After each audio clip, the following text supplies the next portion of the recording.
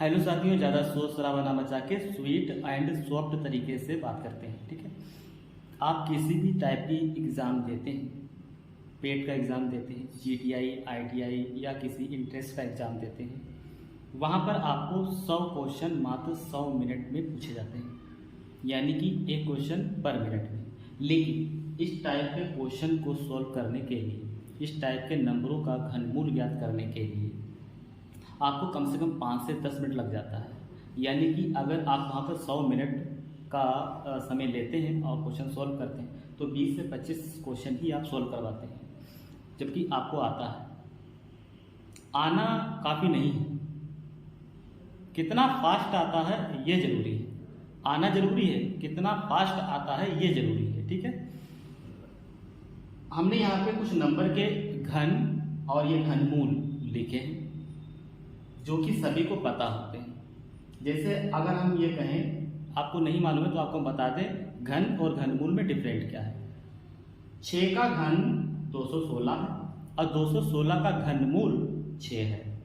हम इसे जब सॉल्व करेंगे तो इसमें घन और घनमूल दोनों की आवश्यकता पड़ेगी, बस इन छोटे छोटे नंबरों की। इतना आपको याद होना चाहिए। अगर आपको याद नहीं है तो आप बस इतना सा याद कर दें। इतना याद होने के साथ साथ आपको हर टाइप का 3 अंक वाला हो, 4 अंक वाला हो, 6 अंक वाला हो, 5 अंक वाला हो, हर नंबर का घनमूल बिल्कुल आसानी से ज्ञात कर सकते हैं। करना क्या है 3 स्टेप फॉलो करने हैं। 3 स्टेप में आंसर कैसे। पहला स्टेप ये है कि आपको पीछे से 1 2 3 नंबर का जोड़ा बनाना है, ग्रुप बनाना है।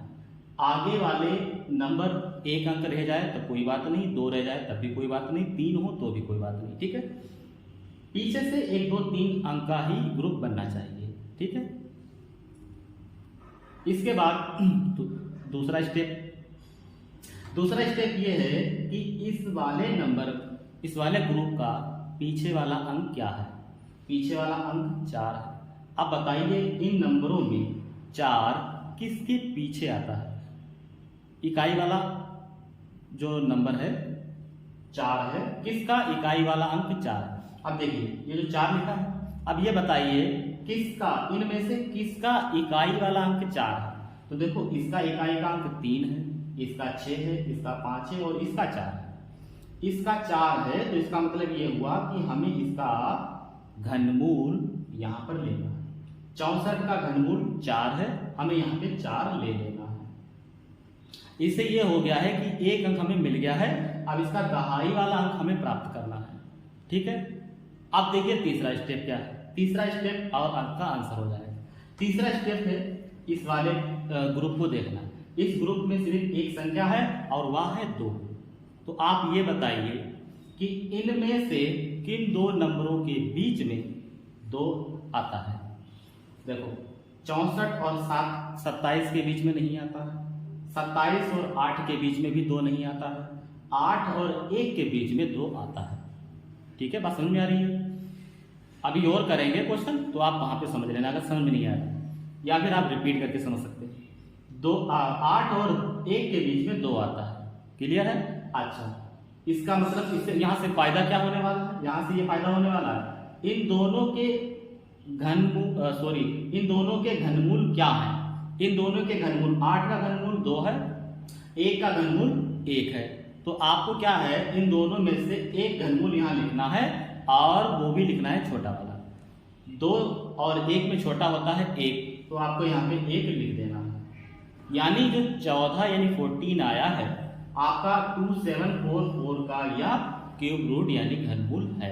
बताइए, बिल्कुल आसान है। आप जब इसे निकालेंगे तो मतलब हम लोग कैसे निकालते हैं, जिस नंबर का फैक्टर करते हैं, फिर 3 का जोड़ा बनाते हैं, फिर उसकी गुणा करते हैं, तब फाइनली आके उसका आंसर आता है।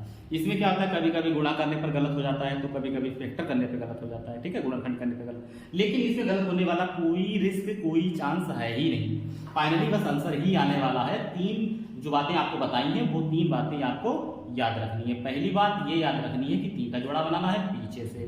दूसरी बात ये याद रखनी है कि जो पीछे वाला जोड़ा बना है उसका इकाई वाला अंक क्या है। और तीसरी बात ये याद रखनी है कि जो आगे वाला ग्रुप है उस वो ग्रुप इनमें किसके किन दो नंबरों के बीच में आता है। बस उसी हिसाब से फॉलो करना है, आपका आंसर हो जाएगा। चलिए अब हम बात कर लेते हैं, इसमें 4 अंक थे, आपकी 1 2 3 4 5 अंक है। तो 5 अंक वाले में क्या करना है, सेम वैसे करना है, 1 2 3 का जोड़ा बना देना, ग्रुप बना देना, जोड़ा तो नहीं कह सकते, ग्रुप बना देना है। अब इस ग्रुप का जो इकाई वाला अंक है इसको देखना है, इसमें पीछे 6 है। अब आप बताइए किसके पीछे 6 आता है। इसमें 0 आता है, इसमें 2 आता है, इसमें 3 आ रहा है और इसमें 6 आ रहा है। ठीक है, अब ये बताओ किसका इसका घनमूल क्या है। अब ये बताओ इसका घनमूल क्या है, इसका घनमूल 6 है, तो हमको यहाँ पे 6 ले लेना। एक संख्या हमें मिल गई है 6। अब यहाँ आगे वाली संख्या क्या रहेगी, दूसरा वाला जो ग्रुप है उस पर डिपेंड करेगा, यानी दूसरी बात, ये तीसरी बात, पहली बात ग्रुप बना लिया, दूसरी बात पीछे वाला अंक देख लिया। अब तीसरी बात ये है जो 17 है, दूसरा वाला ग्रुप जो है उसमें जो 17 है किन दो नंबरों के बीच में, इन दोनों के बीच में या इन दोनों के बीच में या इन दोनों के बीच में। तो आप देखिए ध्यान से 8 और 27 के बीच में 17 आता है। ठीक है, तो देखो 27 का ग्रुप 27 का घनमूल 3 है, 8 का घनमूल 2 है। हमें कौन सा लेना है, 3 या 2 लेना है, क्यों, क्योंकि छोटा वाला लेना है। तो यहाँ पर आपका फाइनली 2 आने वाला है। तो कुल मिला के हो गया 26।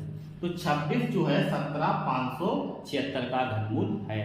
अभी समय इसलिए लग रहा है इनको निकालने में कि आपको हम साथ साथ में समझा रहे हैं, इसीलिए अभी लास्ट वाला बिल्कुल नहीं समझा, बिना समझाए ही हम करने वाले हैं, मात्र 2 सेकंड में आंसर आने वाला है। ठीक है, चलिए तीसरे की बात कर लेते हैं। इसमें भी 5 लोग हैं, पीछे से 3 लोगों का जोड़ा बनाना है, आगे के 2 लोग रह जाएंगे, उनको बाद में निपटाएंगे। ठीक है, पहले आप इसे निपटाइए। पीछे इसमें इकाई वाला अंक क्या है, इकाई वाला अंक 2 है। आप बताओ किस में 2 आता है, 1 में 2 नहीं आता, 8 में 2 नहीं है, 27 में भी 2 नहीं है, 64 में भी 2 नहीं है, 125 में भी 2 नहीं है, 216 में भी नहीं है, 343 में नहीं है, 512 में 2 है। 512 में 2 है, 512 का घनमूल क्या है, 8 है। इसका मतलब इसमें पीछे 8 आने वाला है। आगे वाला क्या आएगा, इस वाले ग्रुप पे डिपेंड करेगा। यह ग्रुप 64, इस ग्रुप का नंबर जो आगे वाले नंबर पे डिपेंड करेगा। आगे वाला नंबर क्या है, 54 है। बताओ 54 किसके बीच में है, 1 8 के बीच में 54 नहीं आता, 27 64 के बीच में 54 आता है। 27 54 के बीच में जब आता है, 27 का घनमूल 3, 64 का घनमूल 4, दोनों में से लेना है छोटा वाला, आप 3 ले लीजिए, आपका फाइनली आंसर हो गया 38 का घनमूल है। भाई साहब ये 38 का 54 872 38 का घनमूल है। मैंने बोला था शुरू में ही कि शोर शराबा नहीं मचाएंगे, तो हम शोर शराबा नहीं, सब तरीके से बता रहे, 38 इसका घनमूल है। अभी ठीक, चलिए एक और देखते हैं। अब जिसमें 6 नंबर हो तो आप क्या करेंगे, सारा काम वही करेंगे। पहला स्टेप जोड़ा बनाएंगे, हमने जोड़ा बना दिया है। ठीक है, दूसरा स्टेप पीछे वाला नंबर देखेंगे। पीछे वाला नंबर है 5, किस में 5 आता है, किस में 5 आता है, किस में 5 ये आता है, 5 आता है, 5 के घन में 5 आता है, यानी हमें ये वाला नंबर यहाँ पे ले लेना है, ये 5 ले लिया। ठीक है, चलिए अभी बच गया हमारे पास 132। साथियों बताओ 132 किन के बीच में आता है, इसके बीच में तो नहीं आता, इसके बीच में आता है। 64 और 125 के बीच में 132 नहीं आता है, 132 है ना, तो 125 216 के बीच में आता है। 125 और 216 के बीच में क्या आता है, 132। तो इसका वर्ग, इसका घन, तो 216 का घनमूल 6 है, 125 का घनमूल 5 है, हमें लेना है छोटा वाला, यानी 6 नहीं लेंगे हम लोग, कितना लेंगे, 5 लेंगे। तो आप साथियों देख सकते हैं 55 प्राप्त हुआ है, यानी 132 625 का घनमूल 55 रहने वाला है। चलिए